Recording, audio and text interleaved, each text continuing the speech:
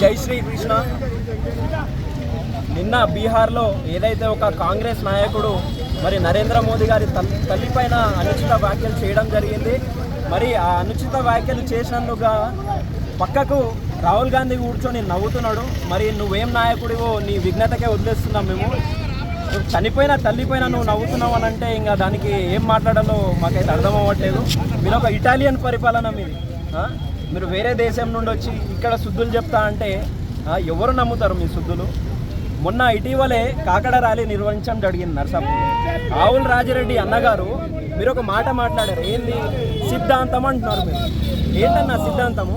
నా ఫ్లెక్సీలో ఎవడైతే చింపిండో వాడిని నేను పట్టించిన పోలీసు వాళ్ళకి నిఘా పెట్టి పట్టించిన అలాంటి వాళ్ళకి మీరు సపోర్ట్ చేస్తారు. ఇదా అన్న మీ సిద్ధాంతం?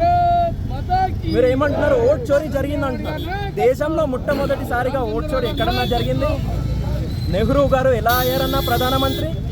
ఆ రోజు నెహ్రూ కన్నా 10 రెట్లు ఎక్కువ ఓట్లు సర్దార్ వల్లభాయ్ పటేల్కి వచ్చాయి. మరి మీరు ఎలా అయ్యారు? ప్రధానమంత్రి నెహ్రూ ఎలా అయ్యారు? ఇది కాదా ఓట్ చోరీ? ఇదేనా మీ సిద్ధాంతం? మీ కాంగ్రెస్ పార్టీ సిద్ధాంతం ఇదేనా? 55 సంవత్సరాల నుండి మీరు ఈ దేశ ప్రజల్ని మోసం చేస్తూనే ఉన్నారు, ఇంకా చేస్తూనే ఉన్నారు. ఎన్ని రోజులు చేస్తారు? మీరు ఇటాలియన్ పరిపాలన మీది.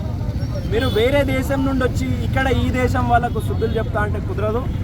నిజంగానే ఓటు చోరీ జరిగిందని మీరు భావిస్తే మీరు వెళ్ళి చట్టపరంగా దాన్ని పోరాడండి, కోర్టులకు వెళ్ళండి, పోరాడండి. అంతేగాని ప్రజల దగ్గరకు వచ్చి ప్రజల్ని మోసం చేయాలనుకోవడం ఇది చాలా దురుద్దేశం.